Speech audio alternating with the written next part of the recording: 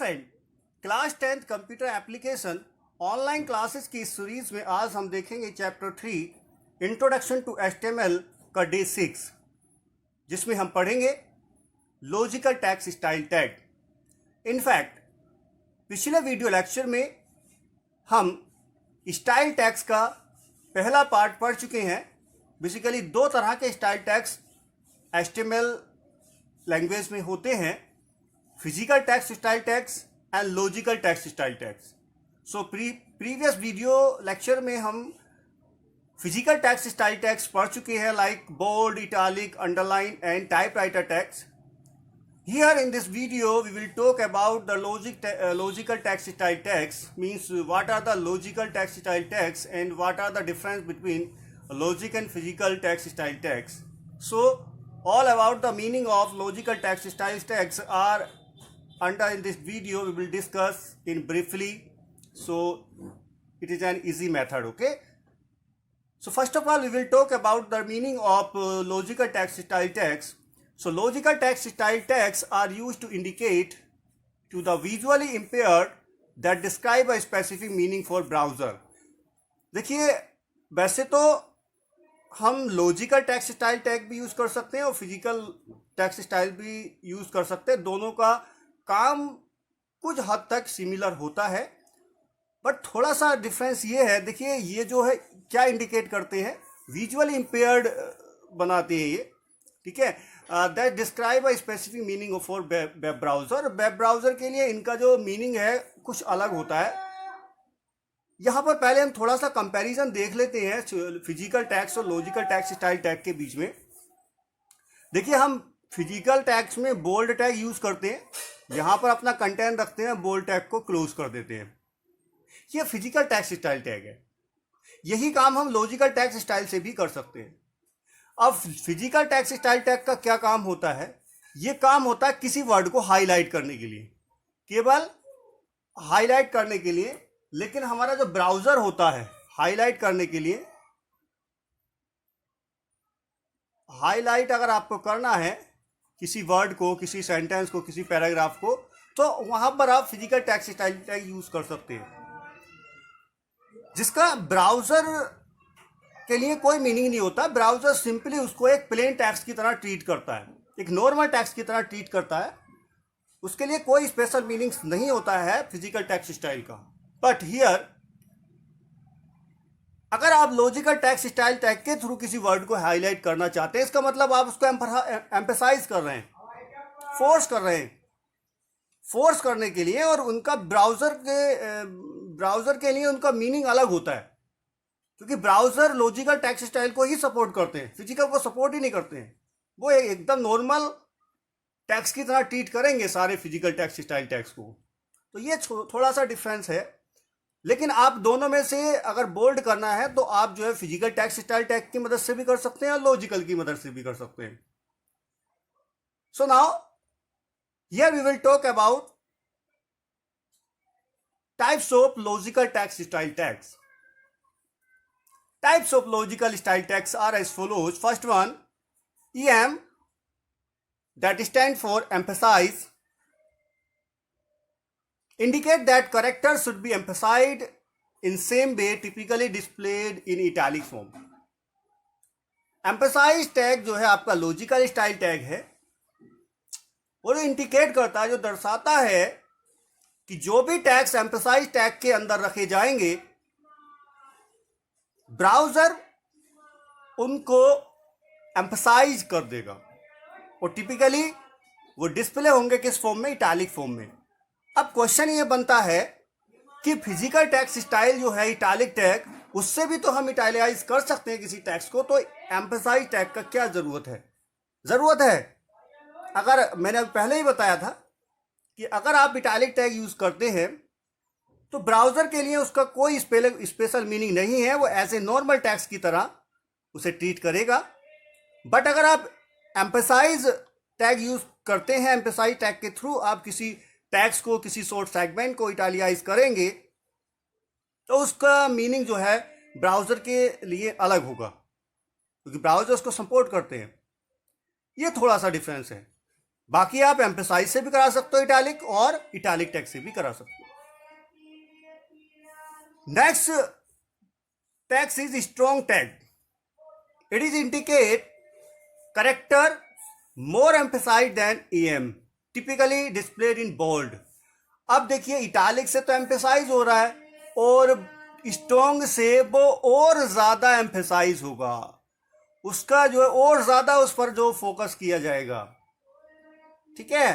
देखिए जब हम मैनुअली कोई पैराग्राफ लिखते हैं, या आप जब एग्जामिनेशन में बैठते हैं आंसर को नोट करते हैं, तो वहाँ पर आप जो कुछ वर्ड को अलग पेन से अंडरलाइन करते हैं, या उसको इटैलिक फॉर्म में तिरछा करके लिख लेते हैं, या अलग स्टाइल में लिख लेते हैं। आप ऐसा क्यों करते हैं? क्योंकि एग्जामिनर का फोकस उस वर्ड पर डायरेक्टली पड़े, जो वर्ड थोड़े से अलग होते हैं। अब देखिए मैं यहाँ पे कुछ रेड पेन से मैंने जो है वर्ड्स लिखे हैं, तो आप जब इसको रीड करेंगे तो इस रेड कलर से जो अलग डिफरेंट कलर से जो लिखा है मैटर, उस पर डायरेक्टली आपका फोकस सबसे पहले वहां पर जाएगा। तो ये एम्फसाइज, इसी को एम्फसाइज करना होता है, जोर देना किसी बात पर, किसी चीज के ऊपर जोर देना, किसी चीज पर उसको फोकस कराना, ये एम्फसाइज का मीनिंग होता है। तो वेब पेज पर ऐसे न जाने कितने टैग्स होते हैं, जिस पर जो है जो वेब पेज डेवलपर होता है वो चाहता है कि रीडर जो इसको रीड करे इन वर्ड्स को सबसे पहले फोकस करे, तो उसको वो एम्फसाइज करा देता है। तो दो तरह का टैग है एम्फसाइज कराने के लिए, तो em इटैलिक फॉर्म में करा सकते हैं, बोल्ड फॉर्म में करा सकते हैं, तो बोल्ड से और ज्यादा एम्फसाइज हो जाता है। नेक्स्ट टैग है आपका code. Indicate a sample of code typically displayed in courier font. देखिए कोरियर एक फॉन्ट होता है, कोरियर फॉन्ट का एक एग्जांपल ले लेते हैं। कोरियर फॉन्ट ऐसा, जैसे मैंने सिंपल यहाँ पर फॉन्ट लिखता हूँ तो इस तरह से समझ में आ रहा होगा कि FONT के बीच में जो स्पेस है वो सिंगल लेटर का स्पेस नहीं है, थोड़ा सा ज़्यादा है एक सिंगल लेटर से। तो इस तरह के जो फॉन्ट होते हैं वो कोरियर फॉन्ट होते हैं। और ये इस तरह से हम जब किसी प्रोग्रामिंग में कोडिंग करते हैं तो कोडिंग का जो फॉर्मेट है वो ये कोरियर फॉन्ट होता है, कोरियर फॉर्मेट। तो आपने देखा होगा वेब पेज पर जब हम सर्च करते हैं, आप सर्च करना नहीं किया है तो कोरियर फॉन्ट को आप जब सर्च करेंगे तो वहाँ पर उसका जो फॉर्मेट मिलेगा वो इस तरह से होता है, अलग अलग, थोड़ा सा बिल्कुल मिले नहीं होते हैं, ज्वाइंट नहीं होते हैं एक दूसरे से, लेटर थोड़ा सा गैप के साथ वो दिखाई देते हैं। तो इस तरह के फॉन्ट आपके कोरियर फॉन्ट कहलाते हैं। और आप चाहते हैं आपका टेक्स्ट कोरियर फॉन्ट स्टाइल में डिस्प्ले हो, then you should use code logical style text to describe your data और content within courier font. Okay. Next tag is keyboard, यानी कि KBD means keyboard, use to define keyboard input typically displayed in the browser default monospace font. देखिए browser का default monospace font होता है। Mono space जैसे मैंने अभी courier font दिखाया था, ये इसको कोरियर फॉन्ट भी कहते हैं, इसी को हम मोनो स्पेस फॉन्ट भी कहते हैं। थोड़ा सा इनमें अंतर होता है, ज़्यादा अंतर नहीं होता है। टिपिकली हम एक डायरेक्टली नहीं देख सकते कि दोनों कोरियर फॉन्ट और कीबोर्ड फॉन्ट जो है दोनों एक जैसे लगभग दिखाई देते हैं। बस अंतर इतना है कि हम ये कह सकते हैं कि ब्राउज़र किस तरह के फ़ॉन्ट को सपोर्ट करता है। भाई ये इस तरह का एक क्वेश्चन भी है, आप क्वेश्चन भी समझ सकते हैं कि वो ब्राउज़र जो है किस तरह के फ़ॉन्ट को सपोर्ट करता है। तो मोनो स्पेस फ़ॉन्ट को सपोर्ट करता है, क्योंकि इसका डिफ़ॉल्ट फ़ॉन्ट जो ब्राउज़र के मोनो स्पेस फ़ॉन्ट होता है। अब हम अलग तरह का फ़ॉन्ट उसको दे देते हैं तो वो उसी तरह से उसको डिस्प्ले कराता है, लेकिन उसका अपना एक डिफ़ॉल्ट फ़ॉन्ट होता है जिसको बोलते हैं मोनो स्पेस, और वो सिमिलरली आपका कोरियर फ़ॉन्ट की तरह होता है। और उसमें जो है ये सेम होता है फ़ॉन्ट इस तरह से। ओके। तो ये जो स्पेस है थोड़ा सा ज़्यादा होता है, आप सर्च करेंगे और तो देखेंगे कि क्या डिफरेंट होता है दोनों में। ठीक है, ज़्यादा अंतर नहीं होता है कीबोर्ड और कोरियर फ़ॉन्ट में। नेक्स्ट है आपका साइट। Site means citation. पहले आप साइटेशन को समझ लीजिए। जब मान लीजिए किसी को अवार्ड मिलता है, जैसे भारत रत्न किसी को दिया जाता है, हमारे देश में सबसे बड़ा जो है अवार्ड है हमारे देश का। अब तो वो कई फील्ड में दिया, क्रिकेट यानी कि स्पोर्ट्स के फील्ड में भी दिया जाने लगा है। सचिन तेंदुलकर को लास्ट मिला था। तो जब किसी को भारत रत्न दिया जाता है तो उसको जो है एक साइटेशन दिया जाता है। साइटेशन एक्चुअली क्या होता है, एक शॉर्ट कोट होता है जो उस पर्सन के बारे में होता है और उस अवार्ड के बारे में होता है जिसको वो दिया जाता है। उसमें ये लिखा होता है कि इसको इस पर्सन को, इस बंदे को जो ये अवार्ड दिया जा रहा है वो किस लिए दिया जा रहा है, किस योगदान के लिए उसको दिया जा रहा है, तो उसमें सब कुछ लिखा होता है, उसको कहते हैं साइटेशन। अब मान लीजिए आप सचिन तेंदुलकर पर कोई आर्टिकल लिख रहे हैं, एक ब्लॉग बना रहे हैं, आप एक वेब पेज तैयार कर रहे हैं सचिन के आर्टिकल पर, उसको आप दिखाना चाहते हैं कि भाई उसके बारे में सब कुछ लिख दिया आपने, उसके बारे में आपने ये भी लिखा कि उन्होंने जो है उन्हें भारत रत्न अवार्ड दिया गया था, तो आप उसमें बीच में उसका साइटेशन आप यूज कर रहे हैं कि उसको किस लिए दिया गया। तो साइटेशन जब यूज करेंगे तो उसको कुछ अलग स्टाइल में आप दिखाना चाहेंगे ताकि साइटेशन पे एकदम से फोकस जाए, बाकी चीज वो बाद में पड़े, पहले साइटेशन पे जाए कि भाई देखने वाली चीज ये है कि सचिन तेंदुलकर को जो अवार्ड मिला वो क्यों मिला, तो वो साइटेशन में उसमें दिया होता है, इसलिए इनको अवार्ड दिया गया। तो साइटेशन को जो है हम देखिए अलग से इटालिक फॉर्म में आप कर सकते हैं, लेकिन आप साइट टैग का भी यूज कर सकते हैं। अगर फिजिकली आप फिजिकल टैग स्टाइल की बात करें तो आप इटालिक टैग से उसको इटालिक कर सकते हैं, अदरवाइज आप साइट टैग का भी यूज कर सकते हैं। नेक्स्ट टैग है आपका variables. Okay, var tag that means variable use to define a variable in programming and mathematical expression. Mathematical expression में जो वेरिएबल्स होते हैं और प्रोग्रामिंग लैंग्वेज में हम डिफरेंट वेरिएबल्स का यूज करते हैं, उनको डिफाइन करने के लिए आप वेरिएबल टैग का यूज करेंगे। एक्सप्रेशन एक्चुअली क्या होता है, वेरिएबल क्या होता है, जैसे मैंने लिया A plus B is equal to 0, तो ए एंड बी क्या है, वेरिएबल है। ए एंड बी क्या है, वेरिएबल है। अब आप डायरेक्टली आप बिना किसी वेरिएबल टैग के आप लिखेंगे तो इसमें जो गैप नहीं आएगा, ये इस तरह से होगा, A plus B is equal to 0, इस तरह से दिखाई देगा ये, क्लियर। लेकिन इस तरह से नहीं है, अगर हम इस तरह से स्पेस नहीं होगा तो ये एक ही वेरिएबल कहलाएगा, एक वर्ड। लेकिन हम वेरिएबल स्टाइल का मतलब तो ये ए फिर थोड़ा स्पेस प्लस फिर थोड़ा स्पेस फिर बी फिर थोड़ा स्पेस इक्वल फिर थोड़ा स्पेस 0। तो इस तरह से जो प्रोग्रामिंग में हम वेरिएबल को डिफाइन करते हैं, इस तरह के फॉर्मेट को डिफाइन करने के लिए हम वेरिएबल टैग का यूज करते हैं। ओके, सो एक इंपॉर्टेंट पॉइंट इनके बारे में ये भी है, all above logical style tags are container. ये सभी टैग जो है कंटेनर टाइप के होते हैं। That means you must be close all of them whenever use in this code in coding. Okay, so यहाँ पर एक मैंने कोड लिया है, सभी तरह के टैग्स को हम इस तरह डिफाइन करेंगे। तो कहाँ देखेंगे इसको, अब अपने चलते हैं HTML एडिटर। ओके फ्रेंड, तो हम आ चुके हैं अपने HTML एडिटर में। तो अब इसमें चेक करेंगे कि जितने भी हमारे लॉजिकल टेक्स्ट स्टाइल टैग हैं वो एक्चुअली किस तरह से वर्क करते हैं, या उनको किस तरह से हम जो है जब HTML की कोडिंग करेंगे तो वो लॉजिकल टेक्स्ट स्टाइल टैग हम किस तरह से उनको यूज़ करेंगे। तो इसमें सबसे पहले मैं एक बिजी कलर ले लेता हूँ, क्योंकि जितने भी वीडियोस हम बना रहे थे, जितनी वीडियोस हमने देखी हैं उसमें सब में हमने जो है येलो ही कलर लिया है। आप चाहो तो दूसरा भी कलर ले सकते हैं, इसमें सारा इफेक्ट जो है अच्छे से जो है दिखाई दे जाएगा, इसलिए मैं इसका येलो कलर ले रहा हूँ। ओके, तो सबसे पहला हमारा जो टैग है EM टैग हमने पढ़ा था, तो हम सबसे पहले EM टैग ले लेते हैं। इसका मतलब क्या होता है, एम्फेसाइज। और इसके अंदर मैं एक डेटा ले लेता हूँ, कोई सेंटेंस ले लेता हूँ कि एम्फेसाइज टैग्स ही लिख देता हूँ मैं, emphasize emphasize text. Okay, clear. और मैं इसको यहाँ पर क्लोज भी कर देता हूँ, ये थोड़ा सा स्पेस लेना पड़ेगा। स्पेस लेने के बाद मैं यहाँ पर अब मैं लिख सकता हूँ ओके, एम्फेसाइज टैग्स, क्लियर। इसके बाद मैं एक BR टैग यूज़ कर लेता हूँ। आप समझ रहे होंगे BR टैग क्यों यूज़ करना, थोड़ा एक लाइन का गैप वहाँ पर मैं लेना चाहता हूँ, इसलिए ले रहा हूँ। और इसके बाद हमारा नेक्स्ट टैग है स्ट्रॉन्ग टैग। तो हमें यहाँ पर स्ट्रॉन्ग टैग, सारे टैग को एक साथ ही ले लेते हैं, कोई दिक्कत नहीं है। तो इसमें हम लिख देते हैं स्ट्रॉन्ग टैग्स, ताकि जब हम इसको रन करेंगे तो हाँ पता रहेगा कि हमने इस स्ट्रॉन्ग टैग जो है इसमें लगाया है, क्लियर। तो यहाँ पर भी थोड़ा सा स्पेस मुझे लेना पड़ेगा, स्ट्रॉन्ग टैग, क्लियर। और स्ट्रॉन्ग टैग को भी यहाँ पर हम क्लोज कर देते हैं। इसके बाद मैं एक और BR टैग यूज़ कर लूँगा। मुझे हर एक टैग के बाद जो है स्पेस चाहिए एक सिंगल लाइन का, तो इसलिए BR टैग यूज़ कर रहा हूँ। इसके बाद हमारा होता है कोड टैग्स। तो मैं यहाँ पर कोड टैग्स लेना, सॉरी कोड, क्लियर। और इसमें क्या लिख देता हूँ मैं, कोडिड कोड टैग्स। ओके, और मैं कोड टेक्स्ट को यहाँ पर कोड टैग को मैं यहाँ पर क्लोज कर देता हूँ। आई थिंक कोडिंग तो आपको समझ में आ ही रही होगी। एक भी टैग और ले लेते हैं।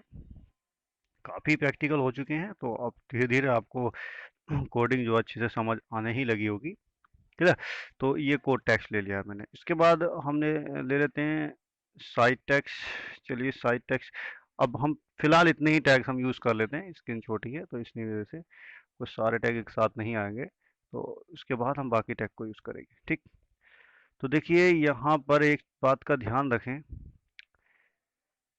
कि जब हम इसको जो है रन करेंगे, तो रन करने के बाद जो है हमें इसमें कंपैरिजन करना है कि किस टैग का क्या रोल है। ठीक है, तो मैं इसको अब सेव कर लेता हूँ लॉजिकल के नाम से। मैं इसको एक नाम दे देता हूँ लॉजिकल। आप चाहें तो और कोई नाम दे सकते हैं। Dot H T M L extension लगाना ज़रूरी है, जैसा कि आप जानते हैं। ये मेरी फाइल सेव हो गई और मैंने इसको रन किया।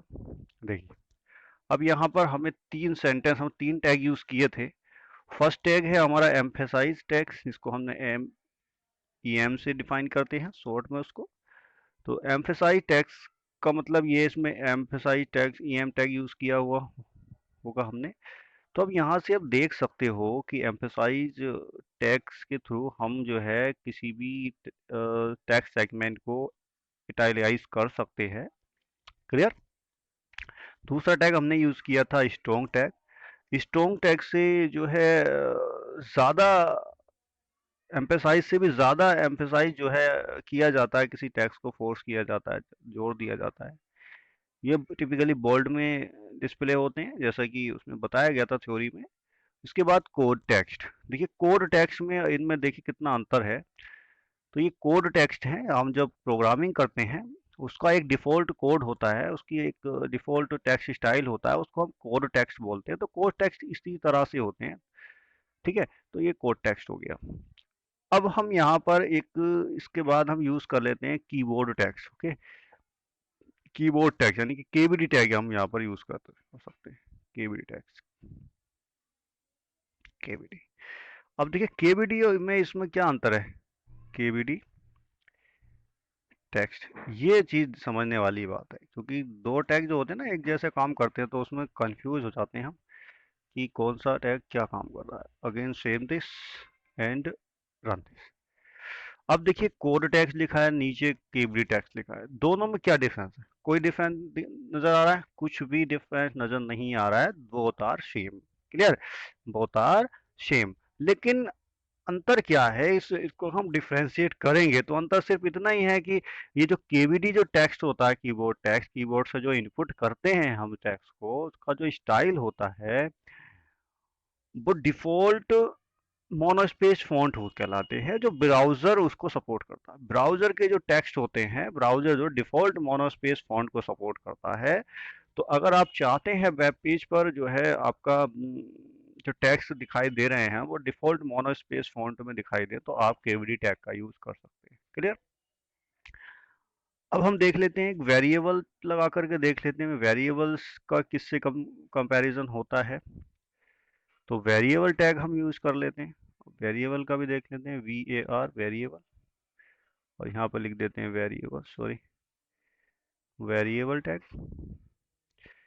Variable text. क्लियर। और इसको यहाँ पर क्लोज करेंगे। ये तो आपको पता ही होगा कि जितने भी लॉजिकल हो या फिजिकल टैग्स हो सारे कंटेनर होते हैं। Save this, run this. Okay, ये देखिए वेरिएबल टैग्स हो गया। ये वेरिएबल टैग्स हैं। वेरिएबल को हम किस तरह से डिफाइन करते हैं वो हम जो है दिखा सकते हैं वेरिएबल टैग्स को। और बेसिकली ये जो है सिंगल लाइन में आ रहा है। इसको मैं थोड़ा नेक्स्ट लाइन में कर देता हूँ, क्योंकि मैंने बी आर टैग यूज़ नहीं किया था इसके बाद, इसीलिए मैं बी आर टैग यूज़ कर रहा था ताकि वो हर लाइन में दिखाई दे। Again save this, run this. ये वेरिएबल टेक्स्ट। वेरिएबल टेक्स्ट भी आपके टिपिकली जो है दिखाई देते हैं, आपके जो है इटालियाइज में ही दिखाई देते हैं, इटालिक फॉर्म में। तो मैथमेटिकल एक्सप्रेशन जो होती हैं वो हम अगर बीच में मैथमेटिकल एक्सप्रेशन हम दिखाना चाहते हैं तो उसको हम इटालिक फॉर्म में ही लिखेंगे। तो इटालिक फॉर्म में आई से भी कर सकते हो, लेकिन वो इतना एम्फसाइज नहीं कर सकता है उससे, ठीक है, क्योंकि वो नॉर्मल है और ब्राउज़र उसको एज ए नॉर्मल टेक्स्ट की तरह ट्रीट करता है। ओके, सो गाइस फ्रेंड्स, ये थे आपका प्रैक्टिकल लॉजिकल टेक्स्ट स्टाइल का। आई थिंक आपको समझ आ गया होगा कि हमारे लॉजिकल टेक्स्ट स्टाइल क्या होते हैं। So thanks for watching this video. यदि आपको ये वीडियो पसंद आया हो तो इसको लाइक कीजिए, अपने फ्रेंड के साथ शेयर कीजिए, चैनल को सब्सक्राइब भी कीजिए।